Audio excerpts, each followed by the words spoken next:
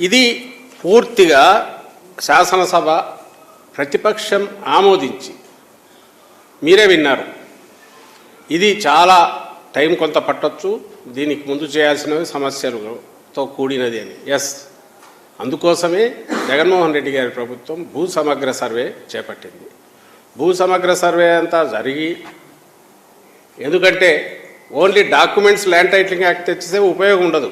Land ఒకరి చేతిలో ఉంటుంది, ఇది ఇంకొకరి చేతిలో ఉంటుంది. ముందు ఓనర్ను ఫిక్స్ చేసుకుంటూ వచ్చి అది ఫైనలైజ్ అయ్యాక డిస్ప్యూట్స్ ఏమైనా ఉంటే దాన్ని కూడా సపరేట్ పెట్టి ఇవన్నీ అయిన తర్వాత ఫైనల్గా అంతా అయిపోయాక ల్యాండ్ టైటిలింగ్ యాక్ట్ వస్తే దానికి ఏదైతే ఆ యాక్ట్ దేని మీద అయితే ఇచ్చేయాలనో ఆ భూములకు సంబంధించి ఒక స్పష్టమైన చిత్రం ఉంటుంది. కాబట్టి ఇంప్లిమెంటేషన్ అనేది షూర్గా సక్రమంగా పర్ఫెక్ట్గా జరుగుతుంది. ఓనర్కు పూర్తి దాని మీద రైట్ ఉంటుంది. అక్కడి నుంచి జరిగే ప్రతి డివిజను, సబ్ డివిజన్లన్నీ కూడా దాంట్లో రికార్డ్ అవుతుంటాయి. ఇదే ఆలోచన.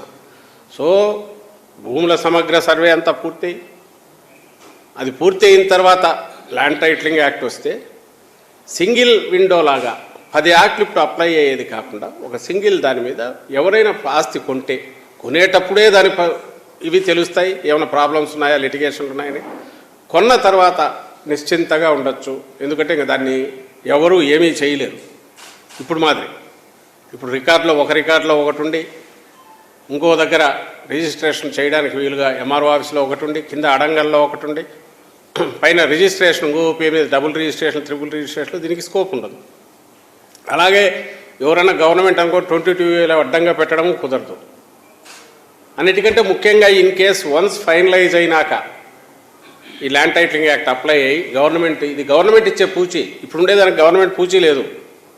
ఇప్పుడు మనం వెళ్ళి ఉన్నట్టుండి కానీ రికార్డులో సరిగా లేకపోతే ఈ బిల్డింగ్ ఉండేదైనా ఒకడు పోయి సంబంధం లేనివాడు, లేదా మీరే పత్రికల్లో మీడియాలో రిపోర్ట్ చేస్తున్నారు, కలెక్టర్ ఆఫీస్ కూడా సర్వే నెంబర్ వేసి కుదవ పెట్టి తనఖా పెట్టి డబ్బులు తీసుకుంటున్నారు, లేదా అమ్మేస్తున్నారు స్థలము. తీరా పోయి చూస్తే కలెక్టర్ ఆఫీస్ అక్కడ ఇది. ఎందుకంటే ఇప్పుడు ఇంతకాలం జరుగుతున్నది పేపర్ల మీద ఉండే దాని మీద రికార్డు బిల్డ్ అవుతుంటుంది, యాక్చువల్ గ్రౌండ్ మీద ఇంకోటేదో ఉంటుంది. అలాంటిది దీని ద్వారా గ్రౌండ్ మీద ఏముందనేది తీసుకుని దాని మీద రికార్డు బిల్డ్ చేసి పర్మనెంట్ ఒకసారి చేశాక గవర్నమెంట్ పూచి ఇస్తుంది దానికి. రామకృష్ణారెడ్డి ఇది ల్యాండ్ కొన్నాడు, తనకు సంబంధించిన ల్యాండ్ టైటిలింగ్ యాక్ట్ వచ్చినాక అతను అయితే ఏ కారణాల వల్ల ఫర్దర్ దాని మీద అది కాదు అని తేలితే అది గవర్నమెంట్ రెస్పాన్సిబిలిటీ. అంటే ఇన్ష్యూర్ చేస్తున్నారు, పూచి ఇస్తుంది గవర్నమెంట్, కాంపెన్సేషన్ పే చేయాల్సి వస్తుంది.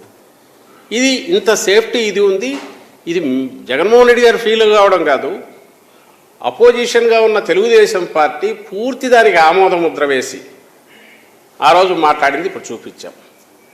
మరి దానికి ఆ రోజు ఈ బిల్లును సపోర్ట్ చేసి యాక్ట్ తీసుకురావడం చేసిన ఈ తెలుగుదేశం పార్టీ, ఈ చంద్రబాబు నాయుడే ప్రతిపక్ష నాయకుడు, ఆ పార్టీ నాయకుడు, శాసనసభలో ఆ రోజు లేడు కానీ తనే దాని నాయకుడు. ఈరోజు ఇది ఎట్లిస్తాడు? ఈ దిగజారుడుతనం దేనికి? ఇంత అబద్ధాలు ఎందుకు ప్రచారం చేస్తున్నాడు?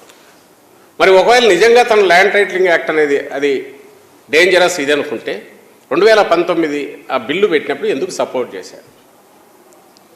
పోనీ ఆ తర్వాత తనకు జ్ఞానోదయం అయితే దాని మీద ఇమ్మీడియట్ సెంటర్కి పోయింది, 10-14 డిపార్ట్మెంట్లలో తిరిగింది, డిఫరెంట్ మినిస్ట్రీస్కి వెళ్ళింది, అక్కడి నుంచి సవరణలు వచ్చాయి, సూచనలు వచ్చాయి, వాటిని దీంట్లో ఇంపార్ట్ చేసి తయారు చేసిన యాక్ట్ ఫైనల్గా ప్రెసిడెన్షియల్ అసెంట్కి పోయింది.